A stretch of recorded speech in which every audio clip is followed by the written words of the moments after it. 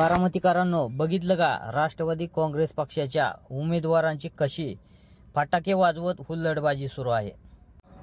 राष्ट्रवादीच्या नगराध्यक्ष आणि नगरसेवक पदाच्या उमेदवारांनी बुधवारी सायंकाळी बारामती शहरातील बाजारपेठेत प्रचार रॅली काढली होती. या दरम्यान भिगवण चौकात फटाक्याची आतषबाजी करत मोठं शक्ती प्रदर्शन करण्यात आलं. मात्र फटाक्याची आतषबाजी एवढी मोठी होती की ती नागरिकांच्या आणि विद्यार्थिनींच्या जीवावर देखील बेतू शकली असती. काही फटाके वाहनांवर आणि विद्यार्थिनींच्या अंगावर देखील वाजल्याचे दृश्यात चित्रित झाले आहे. विद्यार्थिनींनी आणि अनेक नागरिकांनी फटाक्याच्या कर्कश आवाजामुळे आणि भीतीपोटी कानात बोटे घातल्याचे दृश्यामध्ये दिसून आले आहे.